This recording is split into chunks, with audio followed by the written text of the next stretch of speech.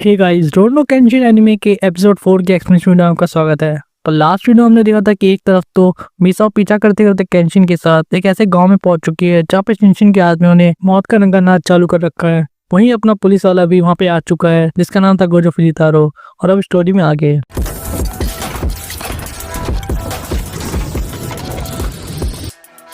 मिसाओ यहाँ पे देखती है कि उसे बचाने वाला और कोई नहीं बल्कि कॉप गोजो फुजितारो था। और उसके माइंड में आता है क्या हिमरो का जानता है। और यहाँ पे उसको ध्यान आता है कि केंशिन वहाँ अकेले सबसे लड़ रहा था। जब मिसाओ नोटिस करती है कि केंशिन की अभी तक सांस भी नहीं फूली है और उसने इतने सारे लोगों को बिछा दिया जमीन पर। वहीं गोजो फुजितारो आगे बढ़ के उससे कहता है कि तुम यहाँ पर क्यों टाइम वेस्ट करने लगे हो, मैंने तो तुम्हें क्योटो जाने के लिए। केंशिन इसे यहाँ देखकर इसे पूछता है कि तुम यहाँ क्या कर रहे हो, जिसके जवाब में गोजो कहता है कि मेरे आदमी ने मुझे बताया कि शिशिरो इस गांव में हो सकता है और इसीलिए मैं यहाँ पर आया, लेकिन मैंने देखा कि तुम यहाँ पर पहले से आए हुए हो और मुझे शिशिरो यहाँ पर कहीं भी नहीं मिला। जहाँ पर केंशिन से बताता है कि इस बच्चे का भाई वो पुलिस का खुफिया जासूस था जिसने तुम्हें शायद इन्फॉर्मेशन दी होगी। जब इस बच्चे का नाम सुन के उसे नोटिस करता है और कहता है इसका बड़ा भाई शिंगत्सु से ही था और हो सकता है इसीलिए उसके पास इन्फॉर्मेशन होगी जो उसने मुझे दी, और इसीलिए मैंने उसे यहाँ भेजा भी था ताकि वो बिना किसी के पकड़ में आए यहाँ पे आराम से आ सके और सारी इन्फॉर्मेशन निकाल सके। लेकिन सिचुएशन देख के ऐसा लगता है कि वो पकड़ा गया और उसने सबसे पहले अपनी फैमिली को बचाने की कोशिश की। वहीं बैकग्राउंड में हम उसकी कब्र को भी देख पाते हैं जहाँ पे गोजो कह रहा होता है कि उस बेवकूफ को मेरे आने तक का वेट करना चाहिए था। जैसे सुनकर उसके छोटे भाई को और भी ज्यादा गुस्सा आने लगता है। जहाँ पास खड़ी मिसाओ भी उससे कहती है कि तुम ऐसे मरे हुए आदमी के बारे में कैसा बोल सकते हो। और अब गोजो से भी नोटिस करता है कि ये भी यहाँ पे थी और उसको एक कनाव से देखने में लगती है और उसे कहता है कि छोटी सी तेज लड़की कौन है। जैसे सुनकर ये और भी ज्यादा चिढ़ जाती है, अपनी सारी कुनाई को उसकी तरफ कर देती है कि मैं तुम्हें जान से मार दूंगी। जब केंशिन बीच में आ जाता है समझाता है कि ऐसा ही है और कहता है कि अभी सबसे ज्यादा जरूरी ये है कि हम इनकी लाशों को नीचे उतारे और शोक मनाने दे इस बच्चे को। लेकिन इससे पहले कि ऐसा कर पाते गांव के कुछ बड़े बुजुर्ग वहां जाते हैं जो ऐसा करने से रोक देते हैं और कहते हैं तुम इसे नीचे नहीं उतार सकते। वो बूढ़ा ने एक्सप्लेन करता है कि तुम ऐसा नहीं कर सकते, अगर तुम ऐसा करोगे तो सेंकाकू हमें छोड़ेगा नहीं। हम आसपास खड़े लोगों के चेहरों पे भी डर देख पाते हैं तो कहते हैं हम उसके सामने कमजोर है, हम कुछ नहीं कर सकते। जिस उनको मिसाओ गुस्सा होकर उनसे कहती है कि तुम्हारे गांव से ही थे ना, तुम उन्हें ऐसे कैसे छोड़ सकते हो। उन्हें धिक्कारती है कि तुम सेंकाकू को अभी भी कैसे फॉलो कर सकते हो। लेकिन वो बूढ़ा आदमी उसे समझाता है कि कैसे उसकी बात को मानना ही हमारी जिंदगी है और उसके किसी भी ऑर्डर को ना मानने से हम सब मरने वाले हैं। हम देख पाते हैं आसपास के गांव कैसे जले हुए थे और घर टूटे हुए थे और यही गांव के लिए अच्छा भी होगा क्योंकि इसी से गांव बना रहेगा। और जैसे बाहरी लोगों को और मिशिमा लोगों को यहाँ से चले जाना चाहिए। जहाँ इजी को भी यही एडवाइस देते हैं। जैसे सुनकर मिसा और भी ज्यादा गुस्सा हो जाती है, लेकिन गोजो उसके सर पे हाथ रख के उसे समझाता है कि शांत हो जाओ लड़की। गोजो गुस्से में अपनी सिगरेट जमीन फेंक देता है और इनसे कहता है कि तुम जानवर की तरह अपनी जान ही बचा सकते हो, सिर्फ तुम्हारी कोई इज्जत नहीं है, कोई स्वाभिमान नहीं है। लेकिन उनमें से एक आदमी कहता है कि तुम्हारे जैसे पुलिस हमारी कोई मदद नहीं कर सकते, तुम बाहर लोग कुछ नहीं जानते, और इन्हें वो बॉडी नीचे उतारने से मना कर देते हैं। जैसे सुनकर केंशिन कहीं जाने लगता है जिसे मिसाओ रोकने की कोशिश भी करती है, लेकिन केंशिन अपनी स्वॉर्ड का यूज करके उन दोनों लाशों को नीचे उतारने लगता है। गांव वाले पहले से भी ज्यादा डर जाते हैं। जहाँ मिसाओ खुश होती है देख के केंशिन अभी भी चीज कर रहा है। जहाँ पास खड़ा गोजो केंशिन से कहता है कि जो इस गांव का हाल हुआ है वही हाल पूरे जापान का होगा अगर शिशु अपने प्लान में कामयाब हो गया। जहाँ पे गांव के लोग वहां से भागने लगते हैं कह के कि इस गांव का जो भी होगा उसके जिम्मेदार तुम होगे, तुम ही उनके खून के जिम्मेदार होगे। जहाँ गोजो कहता है कि जब भी इस तरीके का वायलेंस किया जाता है तो मामूली लोग उनके सामने अपने घुटने टेक देते हैं तो अपनी सारी इज्जत अपने सारी स्वाभिमान को छोड़कर सिर्फ जानवर की तरफ अपनी जान बचाते हैं। जहाँ केंशिन उससे पूछता है तो क्या इस गाँव को सही में सरकार ने छोड़ दिया है, जिसपे गोजो कहता है सिर्फ यही नहीं, इसके जैसे और भी ऐसे दसों गाँव है जहाँ पर शिष्यों को लोग अपना भगवान मानते हैं और उन सभी पे शिशुओं का कब्जा है और उसी के कानून चलते हैं। और जो भी पुलिस उन गांव को वापस से अपने कब्जे में लेने की कोशिश कर रही थी वो से भी वापस आ चुकी है। तो सुनकर मिसाओ कहती है कि तुम लोग उन्हें ऐसे छोड़ कह सकते हो और तुम उन्हें बचाते क्यों नहीं। जिसपे गोजो आगे एक्सप्लेन करता है कि अगर हम आर्मी को एक ही बार में इतनी सारी जगह पे भेजेंगे तो सामने वाले बाहर की ताकतों को, जो कि विदेशी ताकतें हम पे हमला करने के लिए वेट कर रही है, समझ जाएगी अंदर कुछ ना कुछ गड़बड़ चल रही है और जापान उतना स्टेबल नहीं है जितना होना चाहिए था। और इसी कारण से पुलिस जो चीज नहीं कर सकती वो काम करने के लिए आर्मी को भी नहीं उतार सकते और गवर्नमेंट इन्हें कोई परमिशन भी नहीं दे रही है। और सरकार में बैठे काफी सारे नेता भी डरे हुए हैं क्योंकि वो गवर्नर ओकावो के जैसा ही शिष्यों के आदमी के द्वारा मौत नहीं चाहते। और अब गोजो फुजितारो केंशिन की तरफ देख के कहता है कि पुलिस, विलेज, आर्मी, ये नेता, ये सभी लोग शिशु मकाओ के आदमी के सामने कुछ भी नहीं कर सकते और इसीलिए तुम्हारे और मेरे जैसे हथियारों की जरूरत होती है। वही वो क्योटो जाने से पहले केंशिन से ही पूछता है कि उन्हें पता है कि शिशु के आदमियों का अड्डा यहाँ पर कहाँ है। तो अगर वो आज जाना चाहता है क्योटो जाने से पहले तो जा सकता है, जिस पर केंशिन हामी भरता है और कहता है मैं जरूर जाऊंगा। जिसमें मीसा उसे रोकने की कोशिश भी करती है लेकिन उसकी बात नहीं सुनता। मीसा उसे रिक्वेस्ट करता है कि वो इजी के साथ यहीं पे रुके कुछ समय के लिए। और दूसरी तरफ देखते हैं कि शिशु के अड्डे पे उसका आदमी उससे माफी मांग रहा होता है, जहाँ पास में ही सीतो से और जीरो भी खड़ा होता है। वो आदमी उनसे कह रहा होता है कि केंशिन जंगल में कहीं गायब हो गया और उसके बाद वो उसे ढूंढ नहीं पाए। जिस पर सीतो सोजीरो के पूछने पर शिशु कहता है कि मैं बहुत ही अच्छे मूड में हूँ, फिर इतने लंबे टाइम के बाद ऐसे गर्म पानी में नहा रहा हूँ, तो इसीलिए मैं अपना मन बदल लूँ, इससे पहले उसे जाके ढूंढ लो।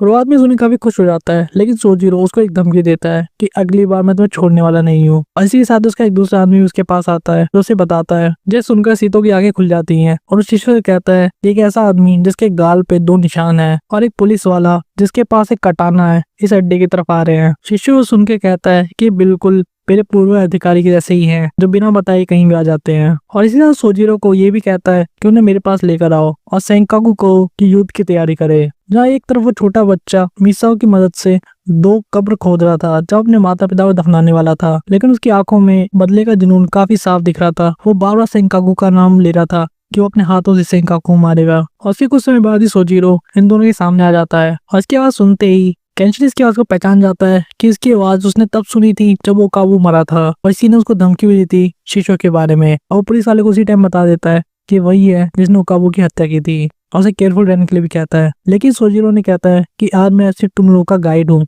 तो तुम्हें शिशु के कहने पे उसके अड्डे तक लेके जाऊंगा। अपनी बात को प्रूव करने के लिए अपने दोनों हाथ भी दिखाता है कि उसके साथ कोई भी तलवार नहीं है और किसी भी तरीके से हथियार उसके पास नहीं है। उन्हें अंदर चलने के लिए कहता है जहाँ शिशु उसका वेट कर रहा था, लेकिन गोजो हंसते हुए कहता है कि सावधान से कुछ नहीं होगा और इसलिए हमें अंदर चलना चाहिए। जहाँ पे हम शिशु को देखते हैं जो कि अपनी बात को पूरा लेकर अब पूरे मजे ले रहा है। जहाँ छुट्टी के बाद उसकी फ्रेंड उसे सागे पीने के लिए भी ऑफर करती है और उसी टाइम पे अपना केंशिन भी उस जगह पे आ जाता है, ये पूछते हुए क्या तुम ही हो शिशु माकोतो। और हम पहली बार देखते हैं शिशु को जो कि बहुत ही बैडएस लग रहा था, जिसके पूरे शरीर पे पट्टियां बंधी पड़ी थी। जहाँ शिशु से अपना रूट प्रेडेसेसर कह के बुलाता है और हामी भरता है कि हाँ वही है शिशु। जिसके जवाब में केंशिन हंसते हुए कहता है कि टेढ़े दोनों तरफ के लोग हैं तो इसका बुरा तुम्हें नहीं लगना चाहिए। वहीं गोजो सोजीरो से पूछता है कि तुम कैसे यहाँ शांति से खड़े हो जबकि तुम्हें पता है कि केंशिन सिर्फ एक ही मूव में शिशु को मार सकता है। लेकिन सोजीरो भी हंसते हुए कहता है कि तुम्हारे जैसा नहीं है केंशिन, वो ऐसा कभी नहीं जो एक सरप्राइज अटैक करे, जो कि बिल्कुल भी शोभा नहीं देता केंशिन जैसे इंसान को। वही सीन फोकस करते वापस मिसाओ और इजी पे,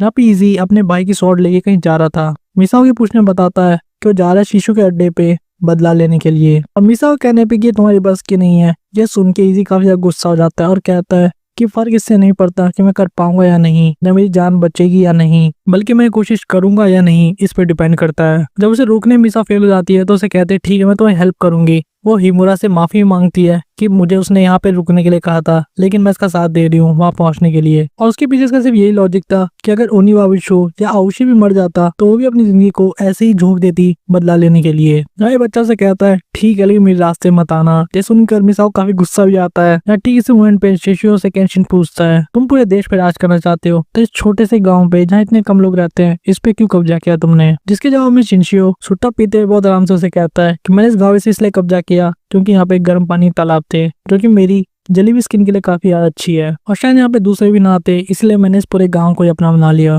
जैसे सुनकर केंशिन गुस्से में उससे पूछता है सिर्फ इतनी सी बात के लिए तुमने इस पूरे गांव के लोगों को दहशत में रख रखा है। जिसे सुनकर शिशु हंसने लगता है और कहता है मैं तो बस मजाक कर रहा था। और कहता है तुम उतने ही सीरियस हो जितना कि मैंने सुना था अफवाहों में। और अब शिशु बताता है रियल रीजन कि ये जगह एक मिलिट्री बेस बनने वाली है टोकाई रीजन के लिए। ऐसे उसे यहाँ के हॉट स्प्रिंग बहुत पसंद है, लेकिन फिर भी रियल रीजन ये था कि यहाँ पे मिलिट्री बेस बनाना चाहता था। और केंशिन आगे कुछ बोल पाता है इससे पहले गोजो से चुप कराता है और कहता है तो क्या इसका यूज करके तुम मेजी गवर्नमेंट से बदला लेना चाहते हो उन पट्टियों का जो तुम्हारे शरीर पर है, क्यों। और यहाँ शिनशिन से साइतो हाजिमे क्या कहता है जो कि कैप्टन है शिनसेंगुमी 3rd यूनिट का, और उसे कहता है तुम मेरे जैसे ज्यादा हो ना कि बत्तोसाई जैसे, और मुझे लगा था तुम शायद मुझे समझ पाओगे लेकिन मैं गलत था। और मेरा मोटिव बदला लेना नहीं उन लोगों से जिनकी वजह से आज मैं इन पट्टियों में बैठा हूँ, बल्कि मैं तो उनका शुक्रगुजार हूँ कि उनकी वजह से मैंने कुछ ऐसी सीख जो कि मेरी आत्मा में बस चुकी है कि अगर तुम किसी भरोसा करोगे तो तुम धोखा खाओगे, अगर तुम थोड़ा सा भी ध्यान हटाओगे तुम मारे जाओगे। सामने वाले को पहले मार दो किससे पहले कि तुम्हें मार दे। और एक अच्छा इंसान कभी औरतों से दूर नहीं रहता। इस पर साइतो से कहता है तो तुम अपने सारे काम कभी छोटे लेवल पे भी कर सकते हो, तुम्हारा वैसे पूरे जापान में हड़कंप मचा हुआ है। ने सुनकर शिशु से कहता है कि तुम, मैं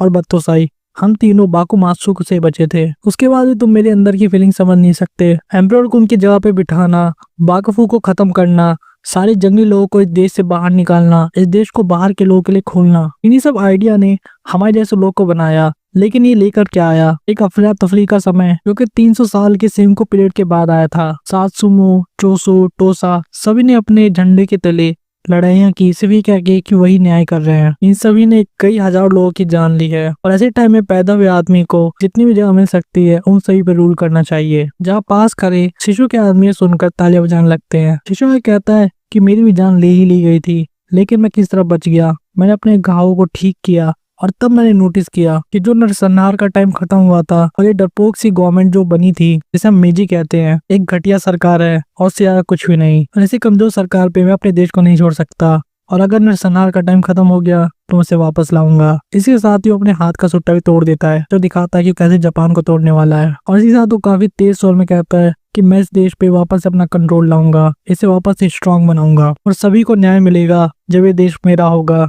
मेरे राज में। लेकिन केंशिन उसकी बात बीच में काट के कहता है कि इस न्याय को मिलने के लिए वापस से खून बहेगा उन मासूम लोगों का जो कि शांति के टाइम पे रहते हैं। और इस साथ केंशिन अपनी स्वॉर्ड को बाहर निकाल लेता है, ये कहते हुए कि सिर्फ तुम्हारे न्याय पाने के लिए मैं मासूम लोगों का खून वापस नहीं बहने दूंगा, शिशुमा को दो। ये सुनकर पास में खड़ा साइतो से पूछता है कि तुम क्या सोचते हो, जिस पर साइतो हंसते हुए कहता है कि मेरे पास इतने सुंदर सुंदर शब्द नहीं है ये सब कहने के लिए, लेकिन मेरी किस्मत मुझे केंशिन के साथ ले आई है ताकि मैं शिशु को खत्म कर सकूं। लेकिन शिशु कहता है चीज कोई फर्क नहीं पड़ता हम लड़ते हैं या नहीं, और अगर हमें लड़ना ही है तो मैं उस सुंदर सी जगह को चुनूंगा जहाँ हर तरफ सुंदर सुंदर फूल ही है, वो जगह क्योटो है। लेकिन अगर तुम सच में लड़ना ही चाहते हो। और इसी तरह शिशु जमीन पे हाथ मारता है, जिसे तोड़ते हुए वहां से सेंकाकू निकलता है, जिसे वो सेंगेत्सु का राज करने वाला बताता है और कहता है यही है तुम्हारा अपोनेंट। ये समझ जाता है यही था जिसने इजी के माँ बाप और उसके भाई को मारा। और इसी के साथ इनके बीच में एक बहुत ही खतरनाक फाइट चालू हो जाती है। यहाँ सबसे पहला वार सेंकाकू करता है। ये दोनों समझ जाते हैं काफी ज्यादा तेज है, लेकिन सेंकाकू हंसते हुए कहता है कि मैं तेज नहीं हूँ बल्कि तुम लोग बहुत स्लो हो। जिसे देखकर सीतो कहता है कि इतना भी मुश्किल नहीं था। सेंकाकू भी देखे काफी खुश था, उसने पहले मूव में इन दोनों को निपटा दिया है। न काफी ज्यादा धूल उड़ रही थी, लेकिन उसके हटने के बाद हम देखते हैं कि केंशिन ने अपनी तलवार से उसको रोक लिया है और उससे कहता है कि शिशु खत्म करने से पहले मैं तुम्हें खत्म करूंगा,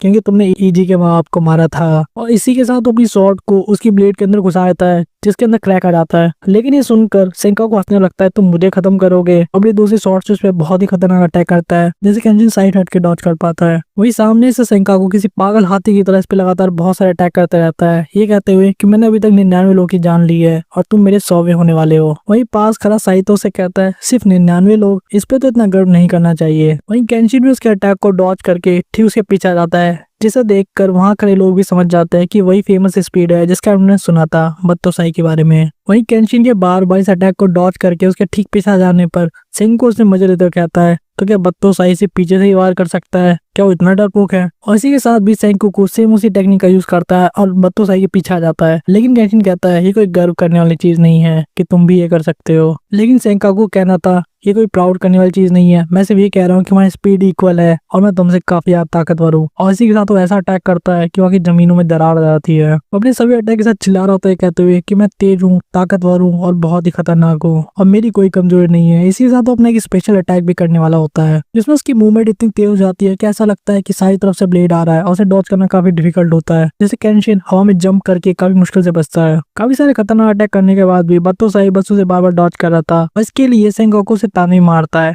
वो दोनों एक दूसरे का पीछा कर रहे होते हैं और बार बार केंशिन उसके सारे अटैक को डॉज कर रहा होता है। सीतो भी अब साइतो से मजे ले रहा था, ये कह के कि हिमोरा ने अभी तक एक भी अटैक नहीं किया है बल्कि पूरे टाइम बस भाग रहा था, तुम क्यों ना उसकी जाके मदद करो। लेकिन साइतो कहता है तुम जरूर मजाक कर रहे, मेरा कोई भी इंटेंशन नहीं है कि मैं दुश्मन के सामने अपने सारी शॉर्ट टेक्निक का यूज करके उन्हें अपने सारे राज बता दो। इसी के साथ वो ये एक्सप्लेन करता है कि शिशु ने काफी देर तक बहुत बकैती की, लेकिन जब से लड़ाई चालू हुई है वो काफी ध्यान से अपने दुश्मन को देख रहा है, जैसे उसके सारे मूव्स को पढ़ रहा हो और सीख रहा हो कि आखिर वो कैसे अटैक करता है, कैसे डॉज करता है, उसकी क्या डिफेंस है। हम देखते हुए कि शिशु काफी ध्यान से केंशिन के मूव्स को पढ़ रहा है और ये चीज बत्तोसाई ने भी नोटिस कर ली और इसीलिए जानबूझ के कोई भी अटैक नहीं कर रहा बल्कि अपने दुश्मन को इस तरह से उलझा रहा है कि वो खुद को ही खत्म कर ले। जब हम केंशिन को देखते हैं कि समय आ गया है और यहीं पे एंगो के भी टांगे हिलने लग गई थी और अपने फाइनल अटैक की तरफ बढ़ रहा था, लेकिन तभी एकदम से केंशिन गायब होकर उसके पीछे आ जाता है और अपनी स्वॉर्ड का एक बहुत ही मामूली सा अटैक उसके पैर पे करता है, जिसका उसका पैर टूट जाता है और जमीन पे गिर जाता है। सेंगाकू को कुछ समझ में नहीं आता कि आखिर हुआ क्या और उसका पैर कैसे हालत कैसे हो गई। तब केंशिन उसे बताता है कि तुम ठीक उसी स्पीड से मूव कर रहे थे जिससे कि मैं, लेकिन जब भी तुम टर्न लेते थे तुम्हारे पैर पे बहुत ही ज्यादा जोर पड़ता था, कभी तुम्हें पता नहीं लगता था। लेकिन सेंगाकू उससे कहता है कि मेरे साथ ऐसा हो रहा है तो तुम्हारे साथ क्यों नहीं। केंशिन उसे एक्सप्लेन करता है कैसे वो दोनों सेम स्पीड में मूव कर रहे थे, लेकिन दोनों का वेट बहुत ही अलग था और इसीलिए उस पर पड़ने वाला दबाव भी बहुत ही ज्यादा है। जब सेंगाकू दर्द से करा रहा था लेकिन कह रहा था कि ऐसा पहले तो कभी नहीं हुआ तो अब कैसे हो सकता है। लेकिन तभी पीछे खड़ा साइतो से समझाता है कि तुम ऐसा लग रहा था कि तुम दोनों की स्पीड सेम है, जबकि धीरे करके बत्तों से अपनी स्पीड बढ़ा रहा था और इसी उसे पता नहीं लग रही थी। और इसी वजह से इतनी ज्यादा स्पीड बढ़ाने की वजह से उसके नॉर्मल वेट से ज्यादा जोर उसके पैरों पे पड़ रहा था। और हंसते हुए कहता है कि तुमने आज से 99 लोग की जान ली है, लेकिन 100वें तुम खुद होने वाले हो। जहाँ सोजिरो कहता है इस लड़ाई को एनालाइज करने का सबका अपना अपना पॉइंट ऑफ व्यू है। और अब सेंगाकू उनसे माफी मांगते कहता है कि 99 लोग तो सिर्फ मैंने से झूठ नहीं कहा था, मैंने किसी को नहीं मारा। लेकिन केंशिन कहता है कि तुम्हारी वजह से ईजी के माँ बाप मरे थे जिनकी लाशें वहाँ पेड़ पे लटकी थी। जहाँ शिशु बीच में बोलने लगता है कि मुझे लगा था कि तुम वैसे भी कोई जीत नहीं सकते, लेकिन तुम बिना एक भी मूव बत्तो साई का दिखाई हार जाओगे, इसके लिए मैं खुद अपने हाथों से तुम्हारी जान लूंगा। और इससे सेंगाकू को एक आखिरी मोटिवेशन मिलता है, अपनी बॉडी को काफी ज्यादा फुला लेता है और एक बहुत ही खतरनाक अटैक करता है। वहीं केंशिन अपना पहला नेम अटैक करता है जिसका नाम था हिते मित्सुगुरी रियो शिजुन, और इसी के साथ वो सेंगाकू को पेल के रख देता है। और आज का वीडियो भी यहीं पे खत्म होता है। तो अगर आपको रुरोनो केंशिन का ये हिंदी एक्सप्लेनेशन पसंद आया है तो आप हमारी बाकी वीडियोस को भी देख सकते हैं। इसी के साथ ही आपको अगर पुराने एपिसोड देखने हैं तो आप हमारी प्लेलिस्ट चेक कर सकते हैं। और अगर आपको और आने वाले वीडियोस के लिए भी एक्सप्लेनेशन चाहिए तो हम चैनल को सब्सक्राइब कर सकते हैं, इस वीडियो को लाइक कर सकते हैं, वीडियो ज्यादा शेयर कर सकते हैं और हमें कमेंट करके बता सकते हैं आपको और कौन सी वीडियोस चाहिए।